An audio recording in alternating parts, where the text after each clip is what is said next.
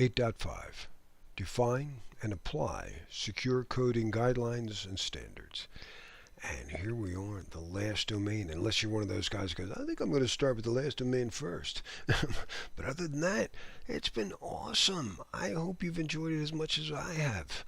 All right, well, let's get started. And if I don't go deep enough into a topic, oh my gosh, hopefully you're an AI whisperer. All right, we have 4 subtasks here. 1. Focus on security weaknesses and vulnerabilities at the source code level. 2. The security of application program interfaces. 3. Secure coding practices. And 4. Software-defined security. Each of these subtasks is crucial for understanding how to implement and maintain secure coding standards. 8.5.1. Security weaknesses and vulnerabilities at the source code level. This subtask is critical for understanding how vulnerabilities at the code level can impact your application's overall security. For the exam, you'll need to be familiar with some common vulnerabilities and how to mitigate them. And you definitely want to be aware of the OWASP Top 10. It's one of the most important references for the top 10 web application security risks, from SQL injection to buffer overflows and cross-site scripting. Injection flaws, such as SQL or any other code or command injection.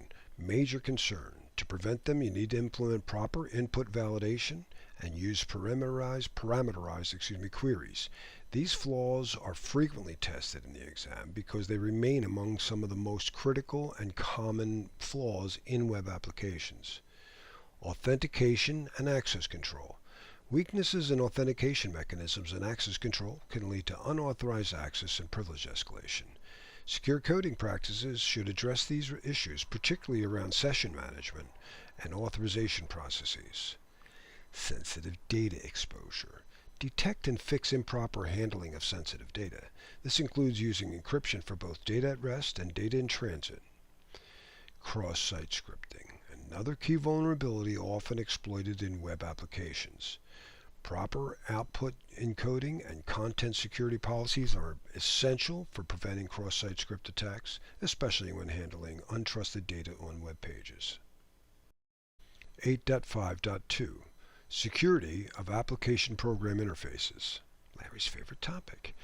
As APIs have become an integral part to modern applications, securing them is critical, both for real-world security and for the exam. We're going to talk about and make sure you understand authentication and authorization. APIs must implement strong authentication mechanisms like OAuth 2.0 or JSON Web Tokens to ensure that only authorized users or systems can access APIs. Fine-grained authorization controls and further ensure that even authenticated users have only the access they need to and when they're permitted to see or do so. Input validation and sanitization, a common theme in secure coding.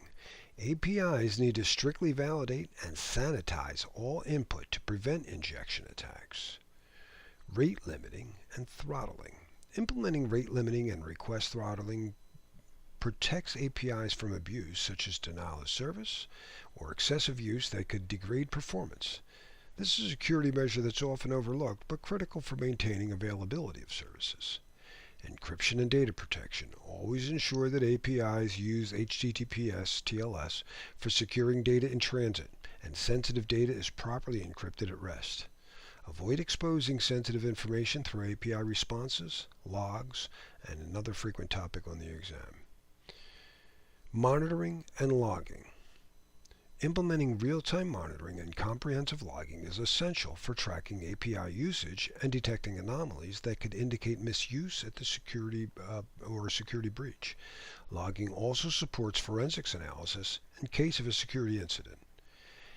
APIs are increasingly becoming the backbone of modern applications, and their security is integral to protecting sensitive data and system functionality.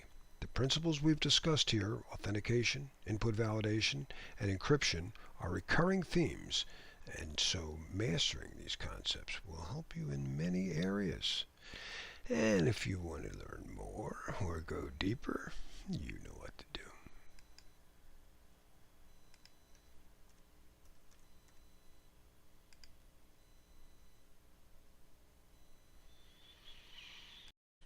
8.5.3 Secure Coding Practices. Fundamental principles that help ensure software is secure from the outset. For the exam, it's important to know not just what these practices are, but how to apply them effectively. Input validation and output encoding. Secure coding begins with properly validating all data inputs. This prevents many common vulnerabilities like injection attacks. Additionally, using context-specific output encoding helps prevent cross-site scripting by ensuring that untrusted data is properly handled when displayed. Principle of least privilege.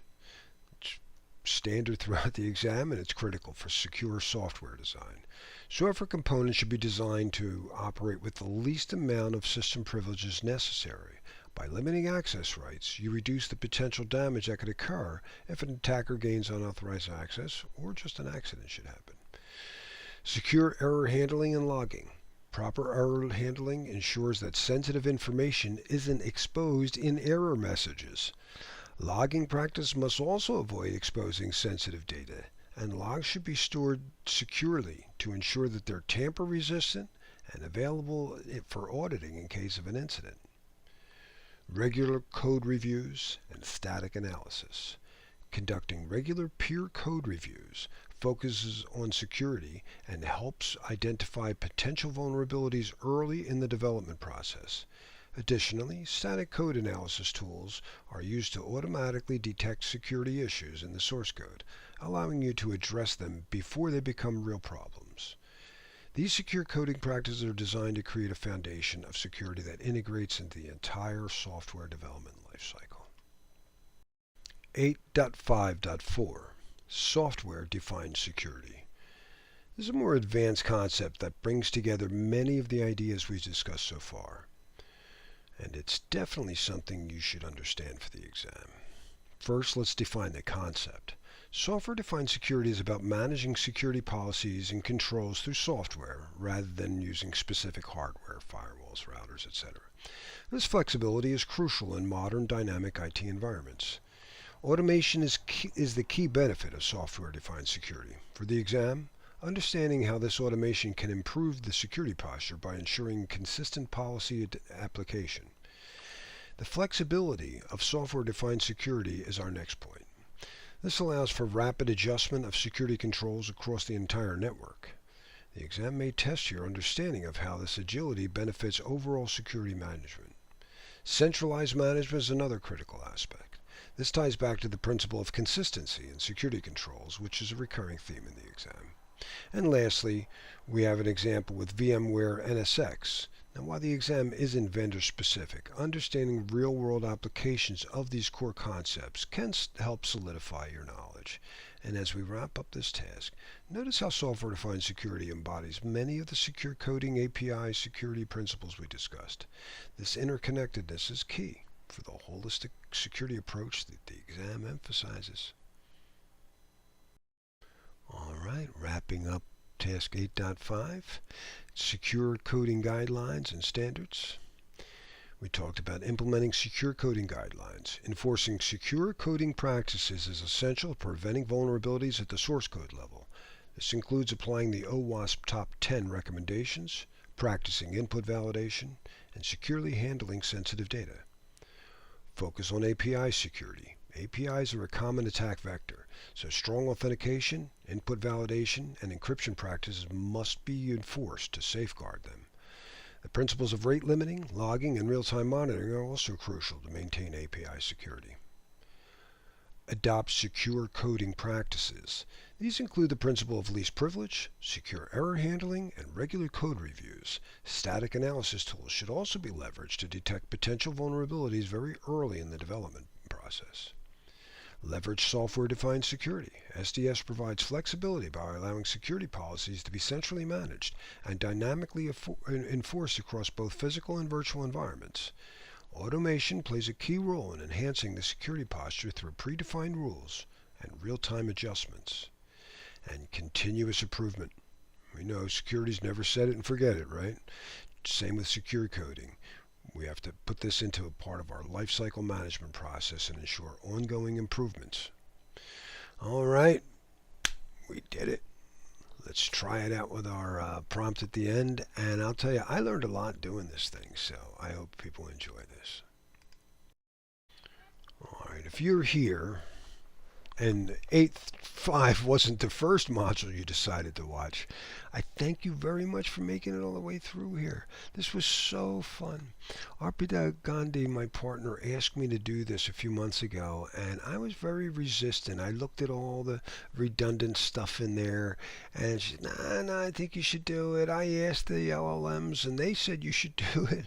And I said, well, how did you ask them? I'll be the one to judge. But they, yeah, that would probably be a good idea, Larry. And man, it was a good idea, at least for me, to learn so much, and that includes script writing, script reading, and working more with the AIs, refining this prompt, and of course, the CISSP content. I learned a couple of things that I didn't know. All right, thank you so much. Live long and prosper, and I'd love to hear from you guys.